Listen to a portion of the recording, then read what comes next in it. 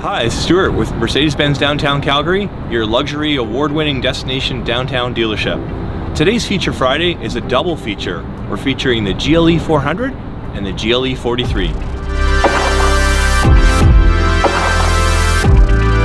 There are a few subtle differences between the GLE400 and the GLE43, mostly related to the AMG GLE43 being an AMG. You notice it in the badging on the back end of the vehicle, the wheels, the exhaust tip, and if you actually open the hood, you'll notice the red top on the engine cover. The AMG GLE43 has a slight performance advantage from 0 to 100 and with horsepower.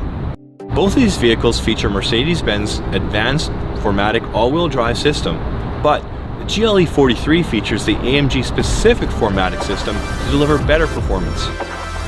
Thank you on behalf of Mercedes-Benz Downtown Calgary for watching this video. Have a great day.